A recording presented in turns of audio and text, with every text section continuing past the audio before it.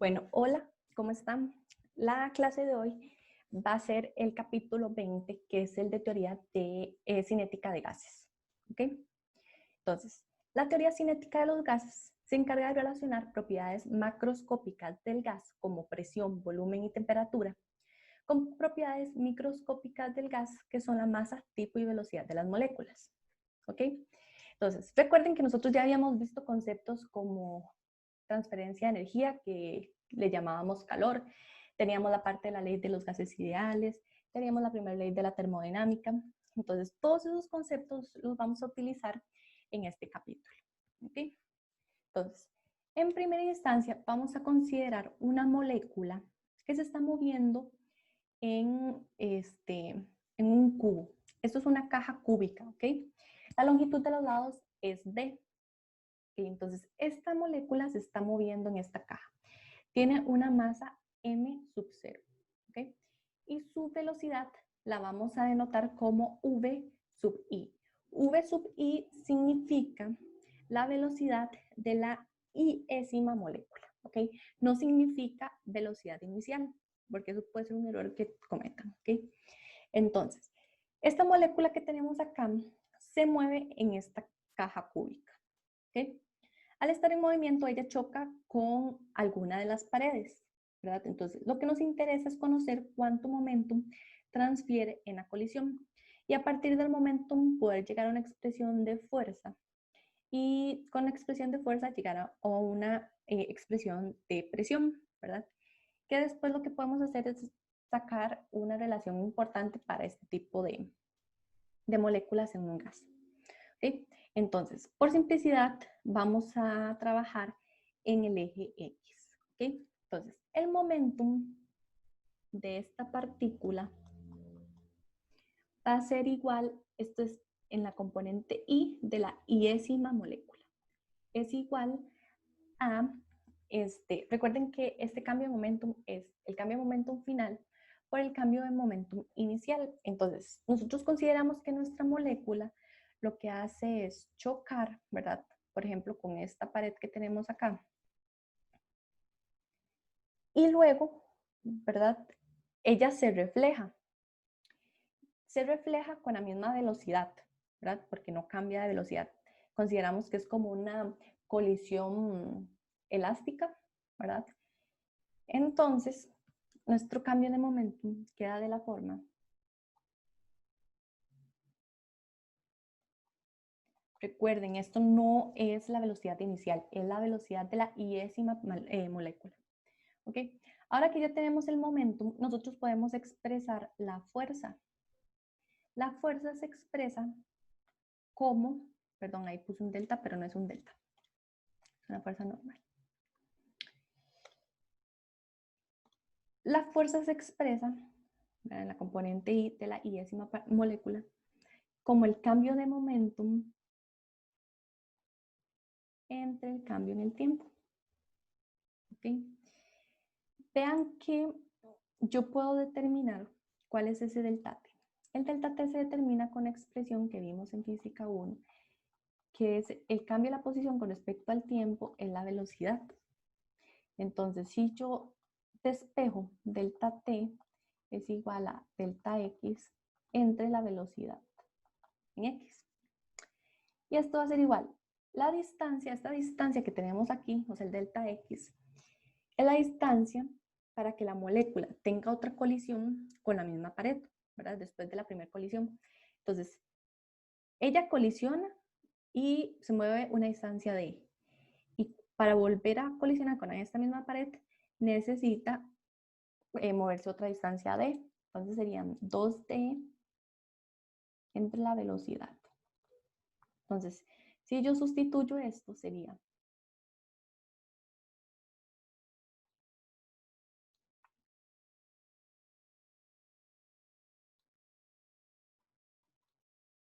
cancelo este 2 con este 2 y me queda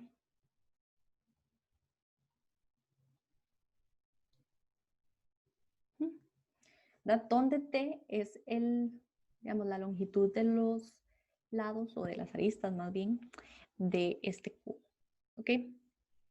Esto es para el caso de una molécula, pero ¿qué pasa cuando tenemos más moléculas? Lo que nosotros hacemos es expresar esta fuerza en términos de una sumatoria. Esta sumatoria es de igual a 1, o sea que empiezo contando una molécula hasta n moléculas, ¿okay?, que se puedan tener.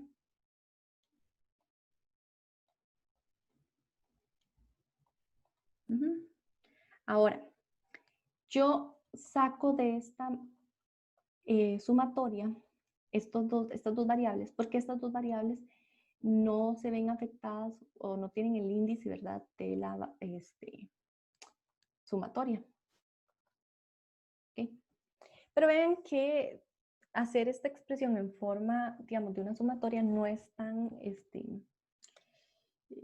fácil de entender. Entonces, cambiamos esta sumatoria por lo siguiente. Nosotros tenemos que el valor promedio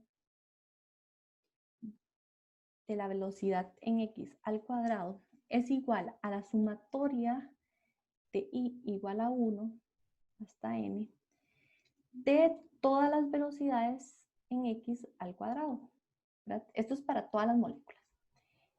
Entre n, que eso es como lo mismo de un promedio común y corriente, que es sumar todas las componentes entre la cantidad total de componentes. Entonces, si yo despejo esto, me va a quedar que la sumatoria de i igual 1 hasta n de esto es igual a n de la velocidad al cuadrado. Ahí no sé si lo ven bien. ¿Okay? Entonces, mejor voy a borrarlo para que les quede mejor.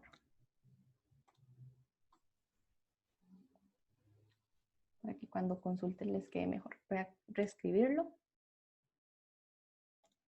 Esto va a ser igual a la sumatoria de igual 1 de n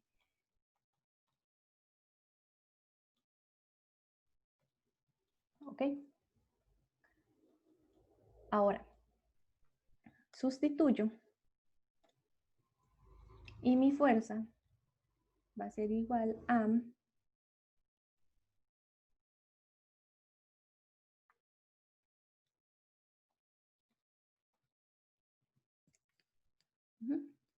ok, entonces, si consideramos que la molécula no solo tiene componente en X, sino también tiene componentes en Y y en Z, nosotros podemos expresar que la velocidad promedio al cuadrado es igual a la suma de las velocidades promedios de cada una de sus componentes al cuadrado.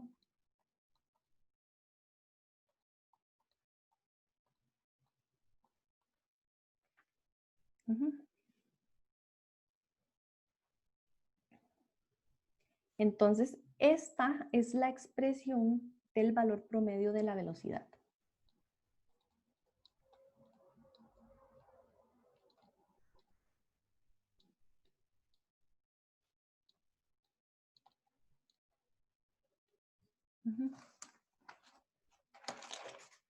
Ahora, como el movimiento es isotrópico, o sea que cualquier molécula se puede mover en cualquier dirección, ¿verdad?, con cualquier rapidez, nosotros tenemos que los valores promedio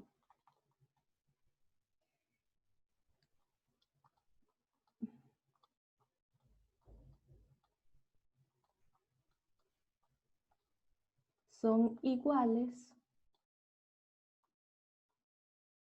Un momentito.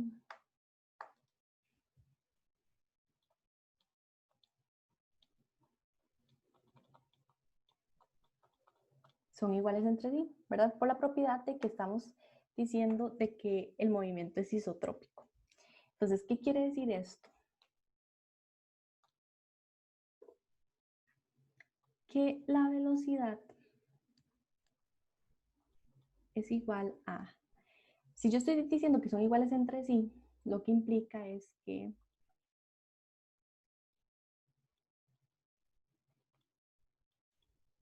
yo voy a tomar voy a seguir trabajando con la componente X. Entonces tendríamos que esto es igual a, como Y también es igual a Vx, o sea, Vy es igual a Vx. Entonces tenemos esto y también pasa con el Vz. Perdón, ahí me...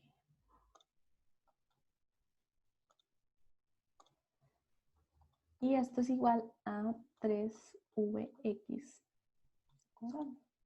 ¿Okay?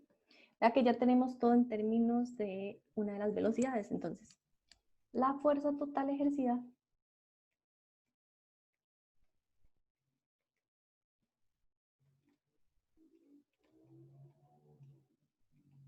es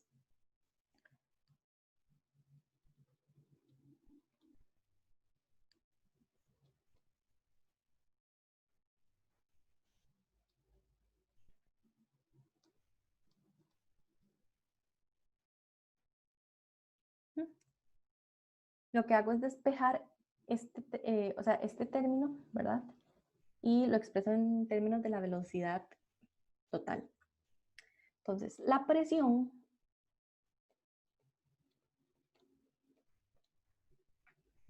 es, recuerden que la presión se define como la fuerza por unidad de área.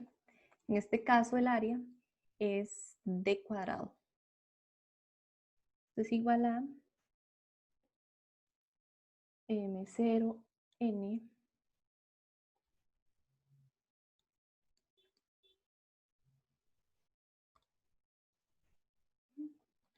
si yo lo sustituyo, esto es igual a 1/3 de, voy a ponerlo de esta forma,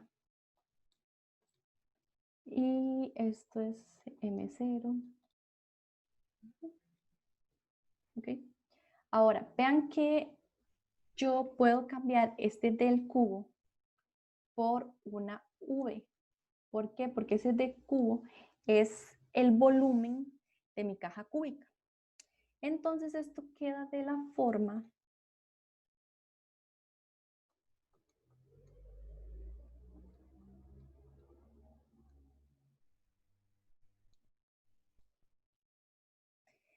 si yo multiplico, digamos, en este factor de la derecha por un factor 2 entre 2, que realmente no cambia nada porque eso es 1, nos va a quedar de la forma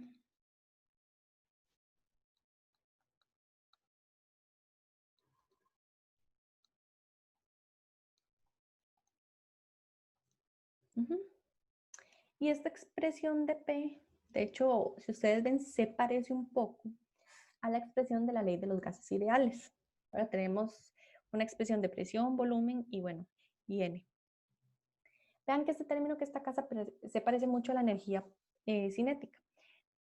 De hecho, esto es una energía cinética, la energía cinética translacional de la molécula, ¿verdad? Porque ella se está moviendo.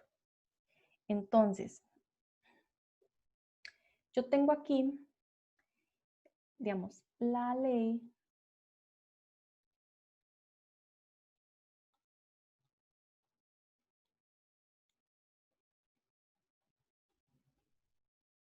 que si ustedes se acuerdan es PV es igual a N KBT.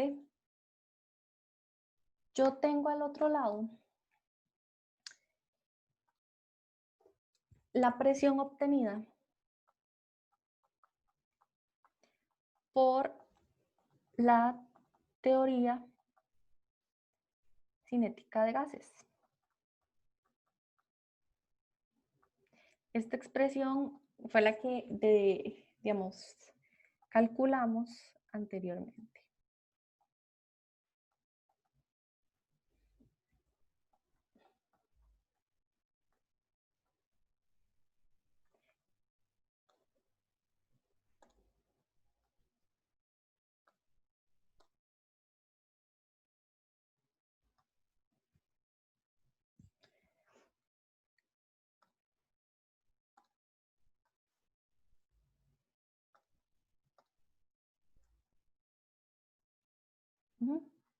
Ahora voy a hacer esto primero. Y esto que tenemos acá también lo vamos a hacer. Llegar a este término.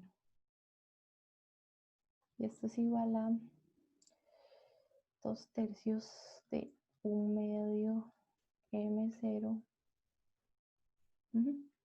Uniendo estas dos ecuaciones, voy a ponerle otro color.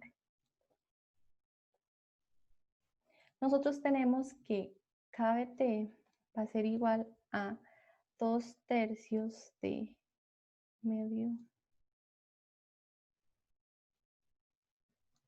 Ya les dije que este término es lo que llamamos energía cinética translacional. Entonces lo voy a llamar de ahora en adelante de esta forma. Con un subíndice tras. Esa es la energía cinética translacional. Entonces, vean que yo puedo despejar este término de la energía y me va a quedar que es de esta forma. Vean que yo tengo un factor ahí de 3. Ese factor de 3 lo que me indica es que cada grado de libertad del sistema, ¿verdad? En el caso de nosotros eran 3 grados de libertad en X, Y, Z, va a aportar a la energía cinética que tenemos, ¿verdad? Vean que, ¿cómo hago yo para deducir eso?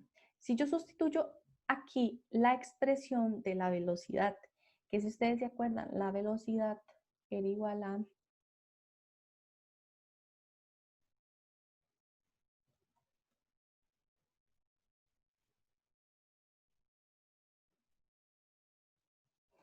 cada una de estas velocidades aporta un término. Por eso es que son 3 grados de libertad.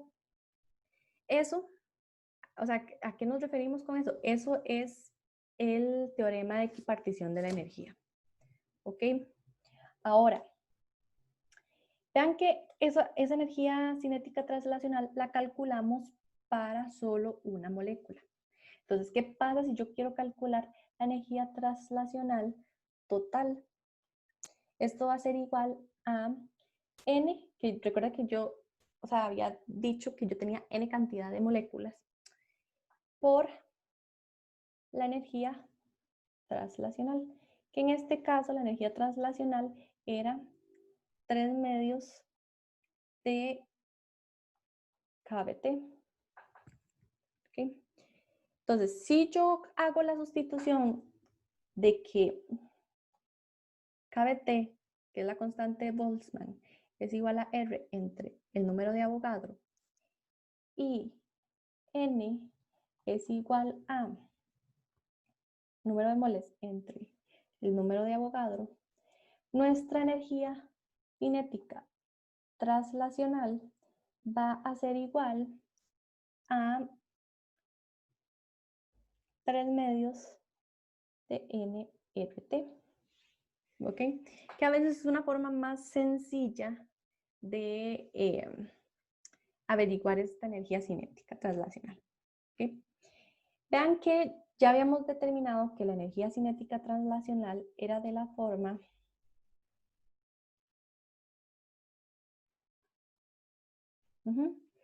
Vean que nosotros podemos averiguar esta velocidad, o sea, la velocidad con la que llega la partícula, con la que está chocando en las paredes.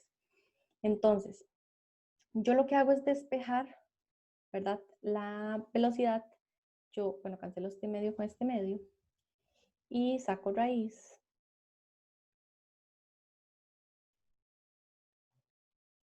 Y esto es igual a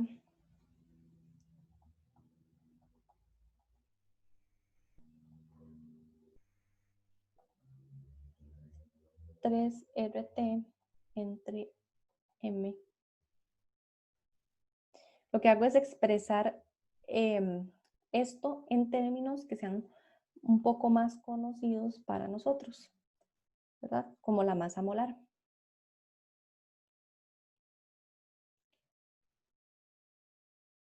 Y recuerden que KBT es igual a R entre NA. ¿Okay? Con esa sustitución llegamos a eso. Esto es lo que comúnmente se llama como velocidad media cuadrática. ¿Okay? Entonces, cuando nos refiramos a la velocidad media cuadrática, se refiere a esta expresión. Ahora, vamos a hablar de los calores específicos molares, ¿verdad? Para un gas ideal. Entonces, vamos a considerar un gas, ¿verdad? Esta es la gráfica PV de ese gas. Y ese gas ideal cambia su temperatura por una cantidad delta T, como este que tenemos acá. Recuerden que el delta T era la temperatura final menos la temperatura inicial. ¿Okay? Este cambio se puede llevar a cabo mediante diferentes procesos, ¿verdad? Como se muestra en la siguiente figura. Yo tengo un mismo punto inicial, pero yo puedo ir a esta otra isoterma con diferentes procesos, ¿ok? Pero vean que la temperatura tiene, o sea, estos procesos tienen el mismo cambio de temperatura, ¿ok? ¿Qué pasa?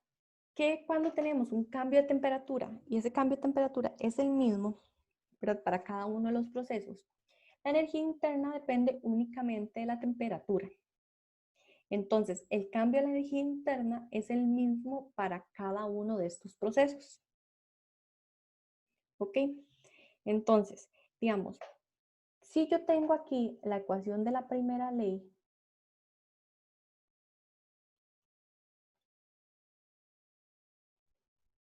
donde W es el cambio en cada uno, el trabajo en cada uno de los procesos, y recuerden que este trabajo cambia dependiendo del proceso porque cambia el área bajo la curva.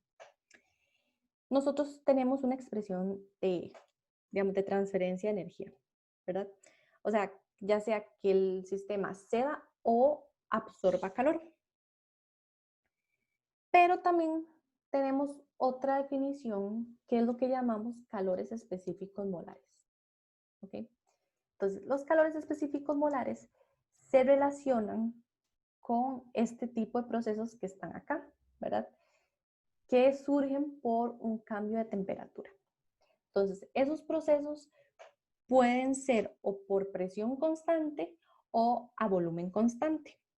¿Okay? Vean que cuando nosotros estamos analizando estos procesos, hay que tener cuidado porque, por ejemplo, el calor y el trabajo son variables de transferencia.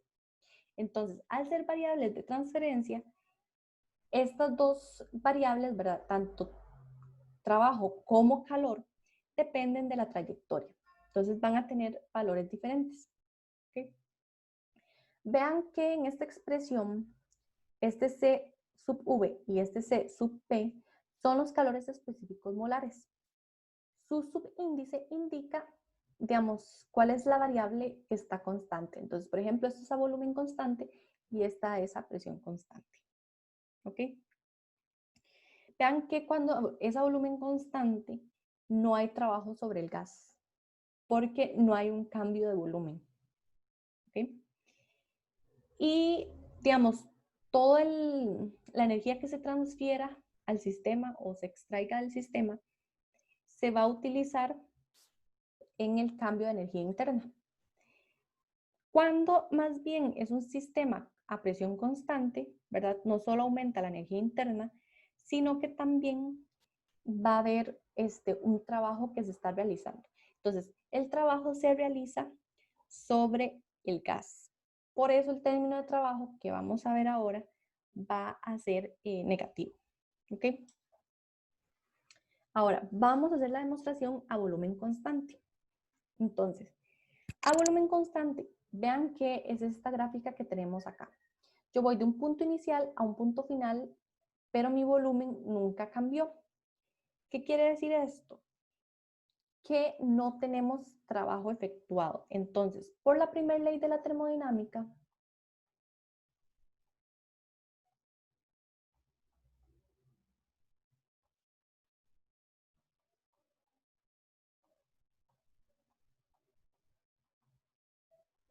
teníamos que el calor era igual al cambio de energía interna menos el trabajo. Como en el caso de un proceso isocórico o a volumen constante, esto es cero. ¿Ok? Vean que que mi calor va a ser igual al cambio de energía interna. Recuerden que ya vimos que el calor se define de esta forma para estos procesos. Entonces, yo ahora puedo relacionar mi energía interna con el cambio de temperatura, ¿verdad? Esta fórmula, aunque fue derivada para un proceso a volumen constante, siempre es cierta. ¿Por qué? Porque nosotros ya vimos que el cambio de la energía interna es una variable de estado, ¿verdad? Y depende solo del punto final y del punto inicial. Entonces, todos los procesos que tengan esta particularidad, ¿verdad? Como la de este que va de una temperatura final a una inicial, perdón, de una inicial a una final, presentan esta relación.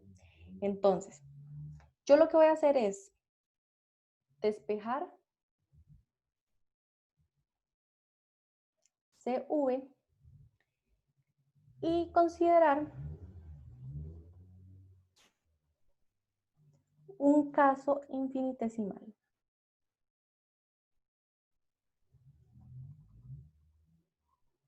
¿Ok? ¿Qué quiere decir un caso infinitesimal? Que T y delta T, delta E int son pequeños. Entonces, obtenemos que CV es igual a 1 entre N de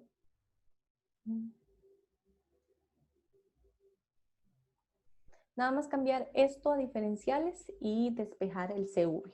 Entonces llegamos a esta expresión. Recuerden que, digamos, de la teoría cinética de los gases, llegamos a una forma explícita de la energía interna. ¿Ok? Entonces, recuerden que cuando se agregaba energía a un gas monoatómico en un recipiente a volumen fijo, toda la energía que nosotros adicionábamos se destinaba a incrementar la energía cinética translacional de los átomos. Entonces, si ustedes se acuerdan, nosotros tenemos, voy a poner de la teoría cinética de los gases, nosotros teníamos, voy a correr esto, nosotros teníamos que la energía interna era igual a la energía translacional total y es ser igual a 3 medios de N KBT y es ser igual también a 3 medios de nRT. Entonces, yo voy a usar esta expresión, ¿verdad? Que es la más sencilla. Y de hecho, gracias a esta expresión van a ver que se van a cancelar algunas cosas. Entonces, si yo sustituyo esa expresión, la derivada de t de esto va a ser igual a 1 entre n de 3 medios de R.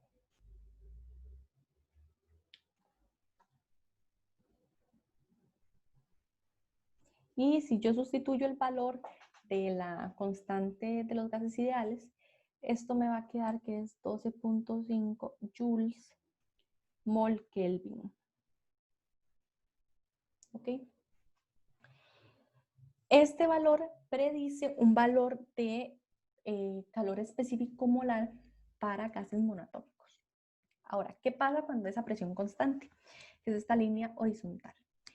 La temperatura, ¿verdad? Igualmente va a aumentar un delta T, pero la energía, bueno, esto.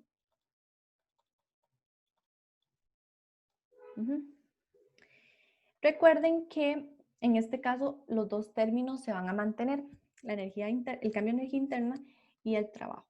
Entonces, recordamos que la energía que se debe transferir por calor al gas es Q igual a NCP delta T. Y el trabajo es igual a menos P delta V. ¿Por qué? Porque el trabajo está siendo realizado sobre el gas. ¿Sí? Entonces, para yo calcular el cambio de energía interna en este caso, va a ser igual al calor más el trabajo. Entonces, esto va a ser igual a NCP delta T menos P de V. ¿Sí? Ahora, vean que yo ya había dicho, ¿verdad?, que la energía interna era igual a NCV delta T para cualquier proceso en el cual nosotros tuviéramos un cambio de temperatura, ¿verdad? Como lo habíamos visto para volumen constante. Entonces, ese cambio de energía interna va a ser igual a CV, me equivoqué.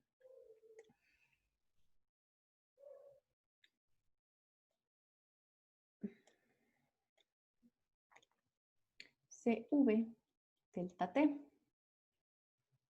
¿Ok? Aquí me equivoqué, perdón. Esto que tenemos aquí es un cambio delta. Todavía no hemos pasado a la parte infinitesimal.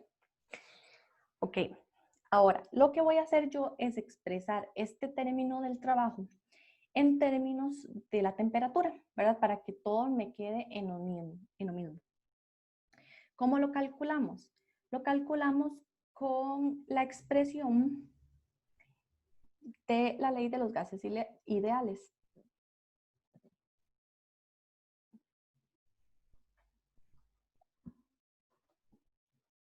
Donde P delta V es igual a NR delta T.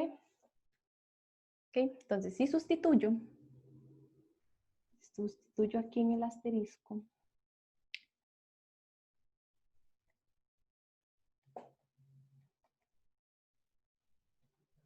yo voy a tener que NCV delta T es igual a NCP delta T menos NR delta T.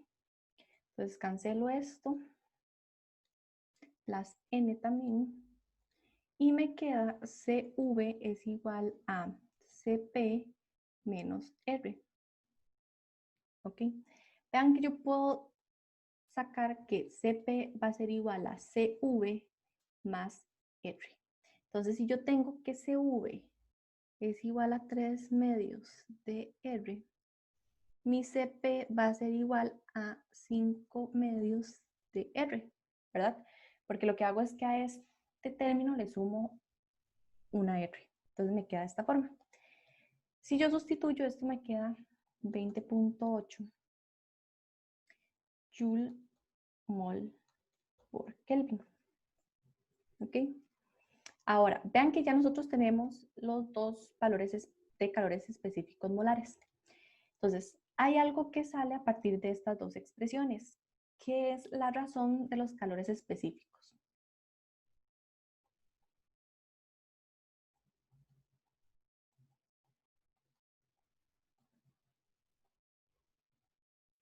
Esta razón es CP entre CV. Y esto es igual a 5 medios de R entre 3 medios de R. Entonces esto se me cancela. Esto es igual a 5 medios, 5 tercios. Esto es igual a 1,67 para gases monoatómicos. Vean que yo tengo que era 20.8 para CP. Para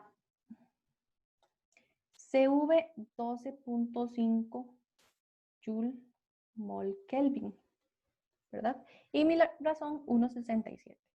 Vean que para los experimentos, o sea, los valores experimentales que se han obtenido para varios gases monoatómicos, vean que se mantienen esos valores que acabamos de demostrar.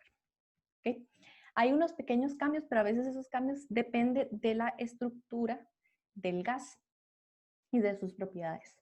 Vean que la razón, ¿verdad?, de los calores específicos también se mantiene. Pero vean que cambia para gases diatómicos y gases poliatómicos. Eso va a depender de otros movimientos que vamos a estudiar ahorita posteriormente. Vean que todos estos valores, excepto el del agua, se averiguaron a temperaturas de 300 Kelvin, ¿ok? O más temperatura ambiente, digamos. Entonces, ahorita vamos a estudiar la parte de la equipartición de la energía. Ya lo vimos en la primera parte, pero vamos a retomar este teorema. Entonces, el teorema dice que cada grado de libertad aporta un medio de kBt a la energía de un sistema, donde los posibles grados de libertad son los asociados con la traslación, rotación y vibración de las moléculas. ¿Sí? Si ustedes, bueno, recuerdan, ya en la primera parte, cuando hicimos la demostración y hablamos de que habían 3 grados de libertad y cada uno aportaba 1 al sistema, era este teorema. ¿Ok? Aquí ya se los apunté para que lo tengan en la presentación. ¿Okay? Vean que nosotros encontramos que la temperatura de un gas es una medida de la energía cinética translacional promedio de la molécula de ese gas. Entonces, esta energía está asociada con el movimiento del centro de masa de cada molécula. Pero nosotros, digamos, en esta energía asociada no incluimos el movimiento interno de cada molécula. ¿Qué quiere decir esto? Las vibraciones y las rotaciones alrededor del centro de masa. Entonces, vean estas imágenes que tenemos acá. Nosotros tenemos la primera, que es esta que denotamos como una A, que son 2 moléculas que digamos que están unidas por algo rígido. ¿Okay? Estas moléculas tienen la libertad de moverse en X, en Z y en Y, ¿verdad? Que eso es lo que nosotros llamamos como traslación. O sea, ellas se trasladan en el espacio. Entonces, para este tipo de moléculas, nosotros tenemos 3 grados de libertad. Esos grados de libertad corresponden a los movimientos sobre las 3 dimensiones, ¿verdad?, que acabamos de explicar. Entonces, tenemos 3 grados de libertad traslacionales. Ahora, después tenemos esta misma molécula, pero empezamos a rotarlas con respecto a cada uno de sus ejes. Entonces, nosotros rotamos en X, ustedes van a ver que van a haber cambios en la posición de las moléculas. Si lo hacemos en Z también, pero en Y no va a ser tan notorio. Si nosotros giramos esto, de hecho el sistema queda igual. O sea, esto realmente no aporta. Entonces, para la parte rotacional, nosotros tenemos 2 grados de libertad, ¿verdad? Porque esto es muy bajo. Entonces, por eso no se considera.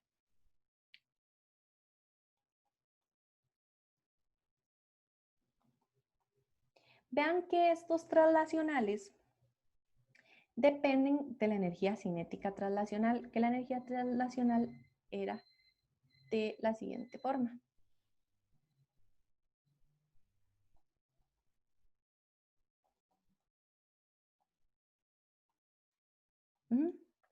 Ahora, en esta parte que tenemos acá, la energía cinética es rotacional. Si ustedes se acuerdan, la energía cinética rotacional, como vieron en física 1, era de la siguiente forma, que era con momento de inercia y la velocidad angular. Entonces, esto sería de la forma.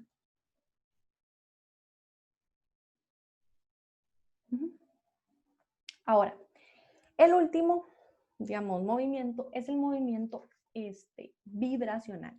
Entonces, vean que si nosotros tenemos una molécula y digamos que ellas estuvieran unidas por un tipo resorte, ellos harían, o sea, este resorte lo que haría es comprimirse y estirarse. Entonces, yo lo que tendría ahí son 2 grados de libertad, la compresión y la y lo que se estira. Entonces, lo que va a aportar aquí es el movimiento, ¿verdad? En uno de sus ejes. Y la energía potencial, digamos, de esto que se está comportando como un resorte. ¿Ok? Vean que si nosotros hacemos la sumatoria de todos esos grados de libertad, lo que voy a tener es que la energía interna va a ser igual a 7 medios de nRT, 7 medios de KBT, ¿verdad? Porque son 7 grados de libertad. Ahí me falta una N. Vean que si yo derivo eso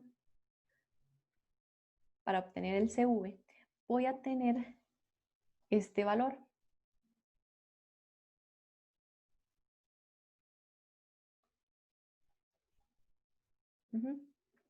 Vean que estos 7 grados de libertad lo que indica es las 7 formas de almacenar energía en este sistema.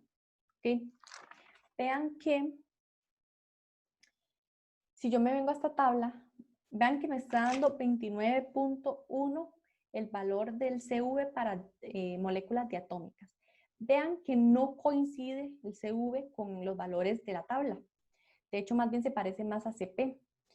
Entonces, ¿por qué ocurre esto? O sea, el valor que nosotros acabamos de obtener no coincide con los valores de calor específico molar, ¿verdad? Para el modelo, digamos, de un gas diatómico. Entonces, lo que debemos hacer es omitir los grados de libertad vibracional. ¿Por qué? Porque estos grados son muy bajos comparados con el translacional y el rotacional. Para la temperatura a la que estamos. Si la temperatura empieza a aumentar, ya la parte de los grados de libertad vibracionales van a tener una importancia significativa. Pero para temperaturas relativamente bajas, ¿verdad? O normales, esto no se va a afectar. Entonces, por eso nosotros no consideramos estos grados de libertad. Entonces, mi ecuación se va a transformar, voy a apuntarlo aquí,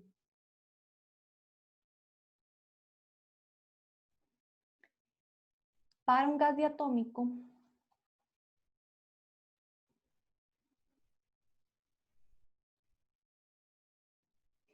CV va a ser igual a 5 medios de nRT, y eso es igual a 5 medios de N mayúscula KBT, ¿verdad? Porque ya no estamos considerando los vibracionales. Entonces, gracias a esto, llegamos a que, perdón, esta de arriba es energía interna. El CV va a ser igual a 5 medios de R, ¿verdad? Que es igual a 20.8 Joule mol Kelvin. Y el CP va a ser igual a CV más R, que esto va a ser igual a 29.1 Joule mol Kelvin. Y la razón de los calores va a ser igual a 7 medios de R entre 5 medios de R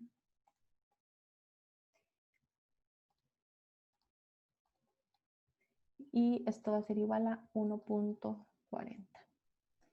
Que vean que ahora ya tiene un poco más de sentido en la parte de la observación experimental. Ahora, vean que, de hecho, esta gráfica que les presento yo acá es una gráfica del átomo de hidrógeno. Digamos, esta gráfica lo que muestra es el calor específico molar de ese compuesto. Entonces, vean que esta gráfica es en función de la temperatura. Entonces, cada una de estas secciones que tenemos acá representa los valores de calor específico molar del hidrógeno como una función de la temperatura. Entonces, a bajas temperaturas, que son estas que tenemos acá, El gas diatómico se comporta como un gas monoatómico, o sea, solo tenemos presente los movimientos de traslación. A medida de que la temperatura se eleva a la del ambiente, su calor específico molar crece a un valor para un gas diatómico, o sea, incluye la rotación. Y cuando hay temperaturas muy altas, el calor específico molar es consistente con un modelo que incluye todos los tipos de movimiento. Entonces se ve de esta forma, ¿verdad? Ya aquí, en este punto, ya entra digamos, en juego la parte de los movimientos vibracionales.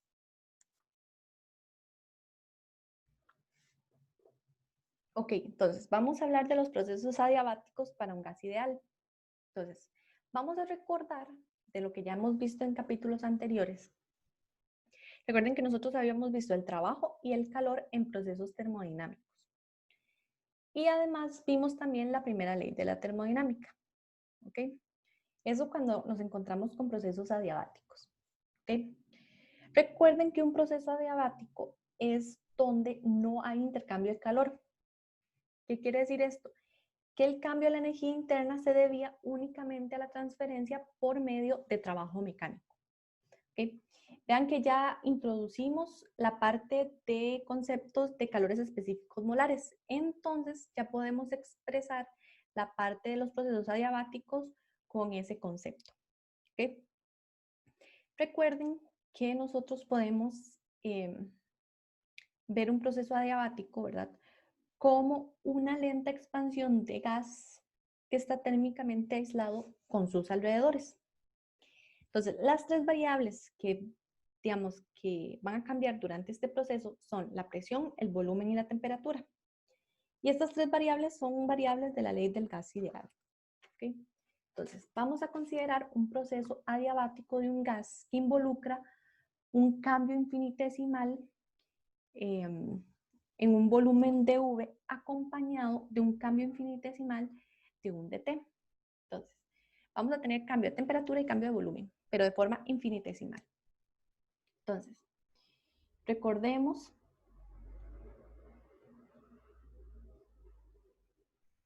el cambio de la energía interna es igual a Q más el trabajo. Recuerden que para procesos adiabáticos esto es igual a 0. ¿Okay? Ahora, si yo hago esto de forma infinitesimal, yo voy a tener que el cambio infinitesimal de energía interna va a ser igual al cambio infinitesimal del trabajo, ¿verdad? Ahora, este cambio infinitesimal de energía interna, yo lo puedo cambiar. Recuerden que ya yo había tenido una expresión para esto. Recuerden que era con cambios de temperatura, entonces en este caso el cambio es infinitesimal. Y el volumen va a ser menos P de V, ¿verdad? Está cambiando el volumen. Entonces, este es el trabajo realizado por, digamos, sobre el gas. ¿Okay? Ahora, no, esto primero, denme un momentito.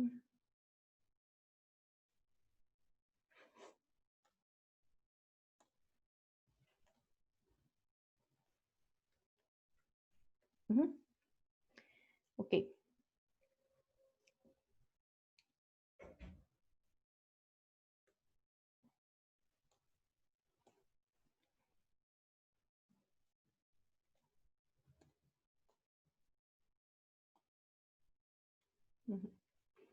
Ahora, vamos a calcular la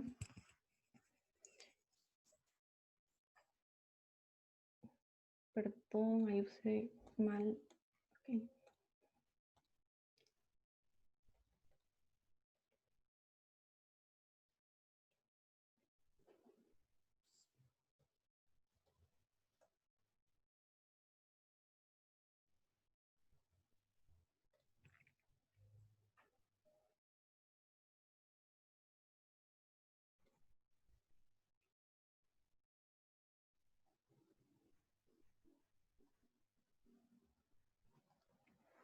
Entonces, yo voy a hacer el diferencial total. Entonces, hago la primera variable sin modificar y el diferencial de la segunda, más la segunda por el diferencial de la primera. Y esto es igual a NR de T. ¿Okay? Ahora, voy a llamar a esto 1 y a esto 2. Entonces, de 1 voy a despejar dt.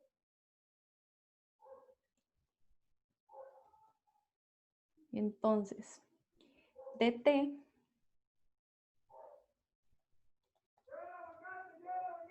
igual a menos p entre ncv de v. Y si sustituyo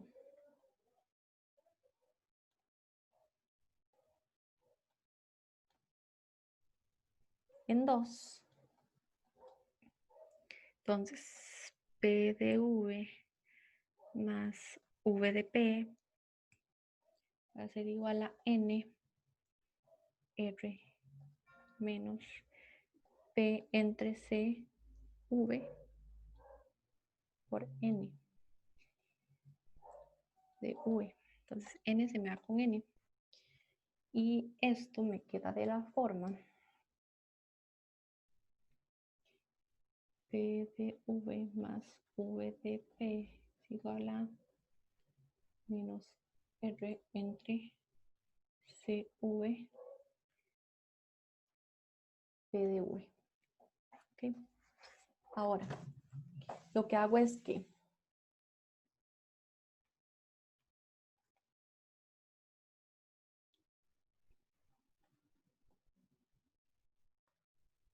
esto es igual a r, y divido por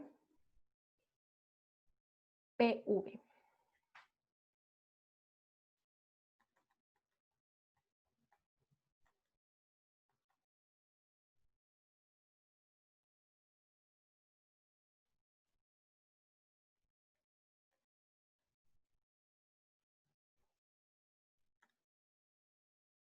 Al hacer esta sustitución me va a quedar de la forma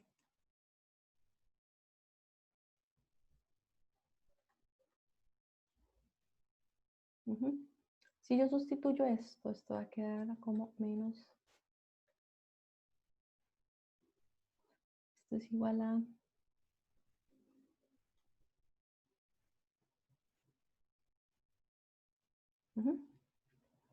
y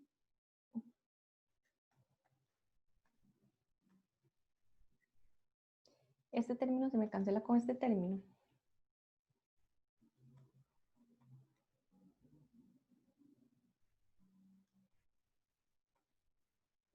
Si yo integro, ¿verdad? Yo integro a cada término y esto me va a quedar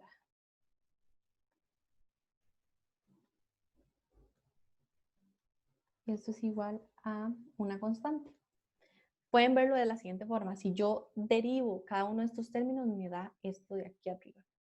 Entonces, esto equivale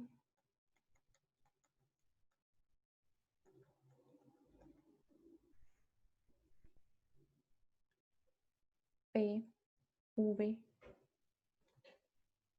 igual constante. ¿Ok? Es aplicar la exponencial a ambos lados y me queda de esta forma. ¿Ok? Bueno, vean que por definición, cuando yo tengo esta razón de los calores específicos mayores a 1, la curva de este PV, ¿verdad? Es más pronunciada. ¿Por qué? Porque vean que digamos, nuestra variable V está elevada a esa razón. Entonces, cuando nosotros tenemos eso, ¿verdad? Que se ve más pronunciado, eso equivale a una expansión isotérmica, ¿verdad? Donde el cual el PV es igual a constante. ¿Okay? Entonces, para un proceso adiabático no se transfiere energía hacia adentro o hacia afuera del sistema. ¿Okay? Ahora, de la primera ley se ve que el cambio de energía interna es negativo. ¿Okay? ¿Por qué es negativo? Porque el trabajo es efectuado por el gas. Entonces, su energía interna disminuye. O sea, él necesita agarrar energía interna para poder hacer ese trabajo que está realizando. Entonces, en consecuencia, la temperatura va a disminuir. Vean que de hecho la dirección de cómo ocurre este proceso, que es de una temperatura inicial mayor a la temperatura final, eso indica que la expansión es adiabática, o sea, el volumen se está expandiendo. Pasa de un volumen más pequeño a uno más grande.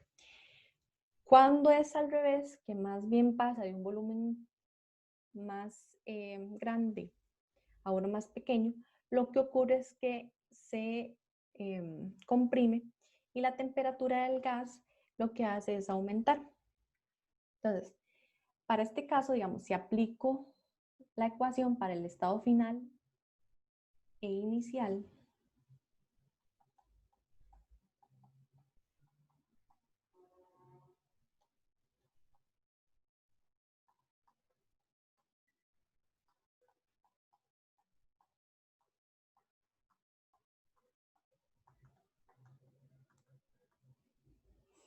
yo tengo que, recuerdan que esto era constante, entonces yo digo que esto al inicio y esto al final tienen que ser iguales.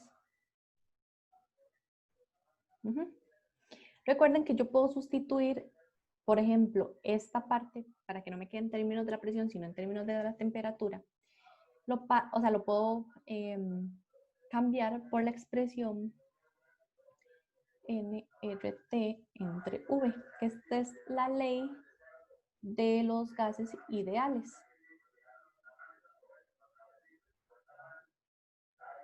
Entonces, si sustituyo, yo tengo que esto es nRT inicial entre V inicial. Y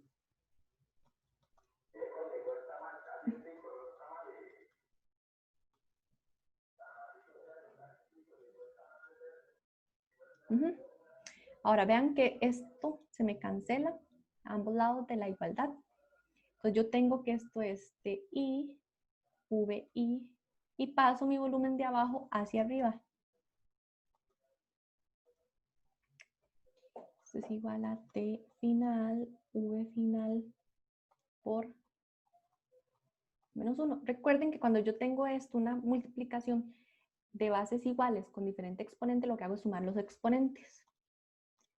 Entonces, esto es igual a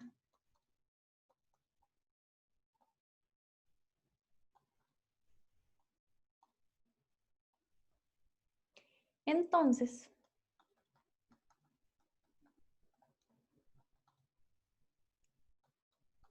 llegamos a esta expresión. ¿Ok? Ahora, ya la última sección de este libro, ¿verdad? Es sobre la distribución de rapideces moleculares. Entonces, principalmente, lo que vamos a estudiar primero es la densidad de número, ¿ok? Que se denota con eso, que es una n minúscula por, sub una v como de volumen, ¿verdad? Y eso depende de la energía, ¿ok? Entonces, esta cantidad se llama la función de distribución, ¿ok? Entonces se define que esa función, ¿verdad? Por un diferencial de la energía es el número de moléculas por unidad de volumen con energía entre E y E más dE, ¿ok? ¿Por qué es que se plantea esto? O sea, esto lo definen Boltzmann y Maxwell para poder responder ciertas preguntas estadísticas. Por ejemplo, vean que nosotros ya hablamos de valores promedio en un gas, pero no hemos visto las distribuciones que siguen los valores individuales de cada molécula que comprende, digamos, que comprende o compone el gas. Entonces, por ejemplo, ustedes podrían decir, ¿cuántas moléculas podríamos encontrar con valores de energía de esta forma, o sea, de E a E más dE. O cuántos átomos podríamos encontrar con una velocidad, no sé, de 800.000 metros por segundo y, no sé, 600.000 metros por segundo, ¿verdad? Entonces, digamos, como que ustedes pueden salir con dudas, como por ejemplo, cómo encontrar los valores de energía, cómo encontrar la velocidad de esas moléculas. Entonces, Maxwell y Boltzmann lo que hacen es definir esta parte estadística, ¿verdad? Ahora, a partir de la mecánica estadística se encuentra que la función de distribución, o sea, la densidad de número, para valores de energía está dada por la siguiente expresión. Esta expresión que tenemos ahí es lo que se llama la ley de distribución de Boltzmann. ¿Okay? La ley de distribución de Boltzmann, ¿verdad? Lo que nos dice es que, bueno, ese N0 que vemos ahí en la ecuación se define tal que el N0 por el diferencial de energía es el número de moléculas por unidad de volumen que tienen energía entre 0 y dE. ¿Okay? Y esto se utiliza cuando nosotros tenemos una cantidad de moléculas muy grande, que es difícil de explicar, ¿verdad?, en forma no estadística. Entonces, por eso se expresa de esta forma. Vemos que todas las moléculas del estado base, ¿verdad?, el nivel energético más bajo, si la temperatura no es suficiente para excitar a las moléculas a estados energéticos superiores, ¿verdad? Ahora, vean que podemos pensar, digamos, en términos de las rapideces. ¿Okay? Las rapideces moleculares que tienen las moléculas del gas en cierto volumen, ¿verdad? Con un volumen V grande, también deberán seguir una función de distribución que esperaríamos también dependa de la energía y la temperatura. ¿Okay? Entonces esperamos que la curva de dicha distribución tenga el máximo cerca del valor de la rapidez cuadrática media, ya que los valores extremos, o sea, cuando tenemos valores de rapidez muy altas o muy bajas, solo las tendrán un número bajo de moléculas. ¿Okay? Y en promedio, una gran cantidad de moléculas tendrán rapideces con valores cercanos.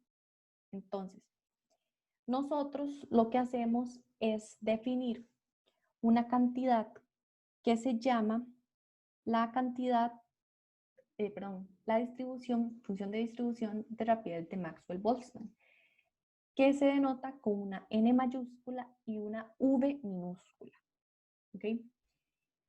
Si N es el número total de moléculas, el número de moléculas con magnitudes de velocidades entre V y V más de V es dN igual a esta expresión. O sea, se refiere a esta sección que tenemos aquí. Digamos, esta sección de aquí, la primera parte es V. Y esta parte de acá, o sea, y esta aquí, y esta de aquí, es V más de V. ¿Ok?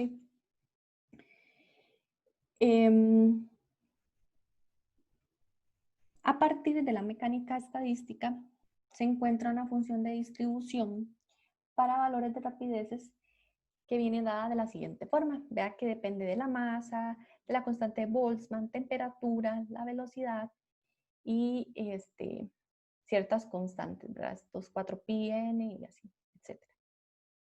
Esto es para n moléculas de gas. Ahora, con esa función de probabilidad, función de distribución, nosotros podemos averiguar los valores para cada una de las velocidades. Vean que nosotros tenemos la velocidad media cuadrática, ¿okay?, que ya habíamos determinado en secciones anteriores que ya expliqué.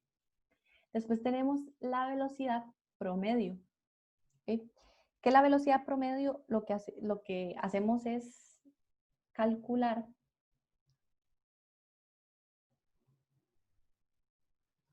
la integral de 0 a infinito de v por la función de distribución por dv. Y eso nos da esta expresión. No me voy a meter en la parte de cálculo de estas integrales, ¿verdad? Pero para que sepan que de ahí sale. ¿Ok? Y nos da ese valor. Y la velocidad más probable es la derivada de la función de distribución con respecto a la velocidad evaluada.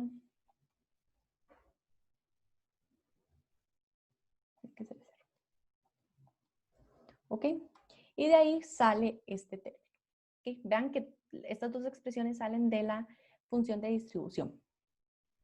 Entonces, vean que nosotros tenemos que nuestra velocidad media cuadrática es mayor que la promedio y esa es mayor que la media promedio.